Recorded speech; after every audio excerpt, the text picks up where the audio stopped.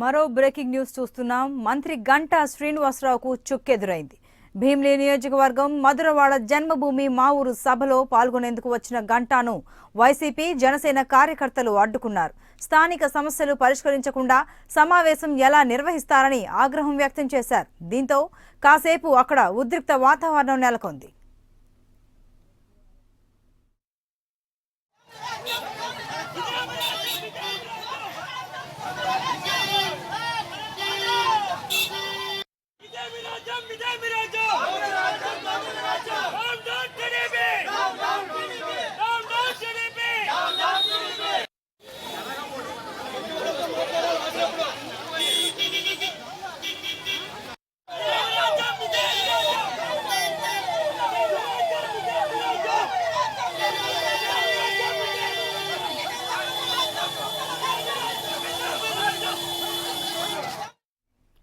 మంత్రి గంటా శ్రీనివాసరావుకు చుక్కెదురైంది. భీమిలి నియోజకవర్గం మధురవాడ జన్మభూమి మా ఊరు సభలో పాల్గొనేందుకు వచ్చిన గంటాను వైసీపీ జనసేన కార్యకర్తలు అడ్డుకున్నారు.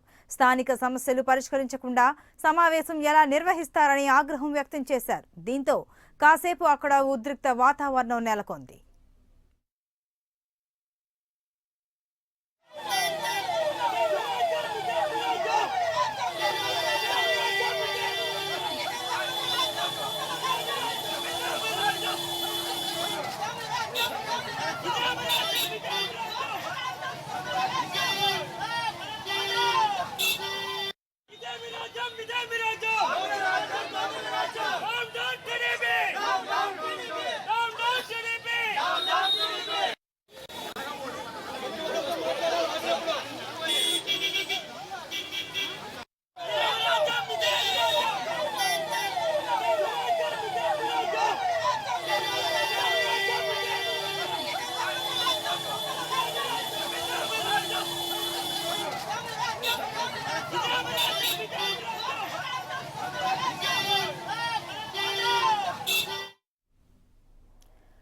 మధురవాడలో ఉద్రిక్త వాతావరణం కనిపిస్తోంది. ప్రస్తుతం ఆ విజువల్స్ ని మనం స్క్రీన్ పైన చూడొచ్చు. అలాగే మంత్రి గంటా వాహనాన్ని కార్యకర్తలు అడ్డుకుని టీడీపీకి వ్యతిరేకంగా నినాదాలు చేస్తున్నారు. ప్రస్తుతం అక్కడ పరిస్థితి ఏ విధంగా ఉందో, అసలు కారణాలేంటో మరింత సమాచారం మా విశాఖ ప్రతినిధి వాసు ఫోన్ లైన్లో అందిస్తారు. వాసు, చెప్పండి. మంత్రి గంటా వాహనాన్ని అడ్డుకుని టీడీపీకి వ్యతిరేకంగా నినాదాలు చేస్తున్నారు. స్థానిక సమస్యలు పరిష్కరించకుండా సభ ఎలా నిర్వహిస్తారని మంత్రిని ప్రశ్నించిన పరిస్థితి అక్కడ.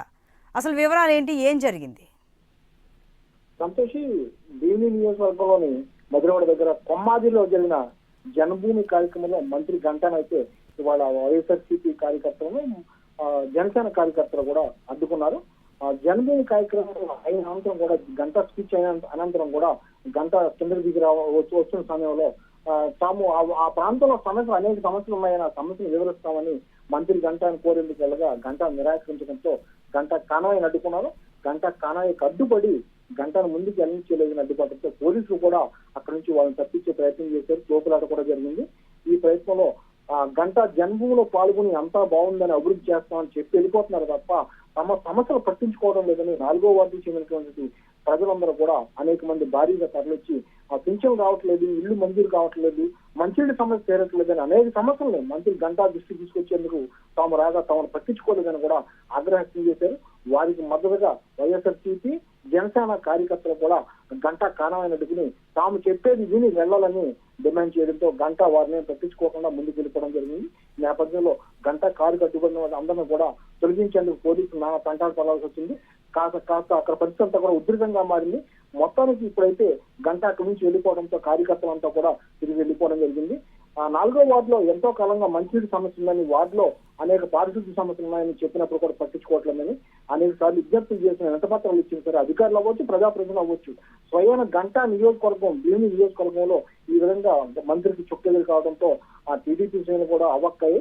మొత్తానికి అక్కడ సమస్యలు పరిష్కరించాలని అయితే అటు వైఎస్ఆర్సీపీ కార్యకర్తలు అయితేనే జనసేన కార్యకర్తలే డిమాండ్ చేస్తున్నారు. సంతోష్, వాసు, మరి పరిస్థితి ఇప్పుడు అక్కడ చక్కబడినట్టేనా? అంటే ఉద్రిక్త వాతావరణం అంతా సమసిపోయినట్టేనా? అలాగే అక్కడ ఉన్న ప్రాంతీయ సమస్యలు ఏంటి, ప్రధానమైన సమస్యలు ఏంటి? గంటా పట్టించుకోకుండా వెళ్ళిపోయారని అక్కడ జనాలు చెప్తున్నారు కదా. ప్రస్తుతం గంటా అక్కడ నుంచి వెళ్ళిపోవడం జరిగింది. ఆ పోలీసులు కూడా గంటా కానవాయికి అడ్డుపడిన వారంతా కూడా అక్కడ నుంచి చెదరగొట్టడం జరిగింది. అక్కడ ఉద్రిక్త పరిస్థితి మొత్తం అంతా కూడా సర్దుమణం జరిగింది. అక్కడ కార్యకర్తలు కూడా వెళ్ళిపోవడం జరిగింది.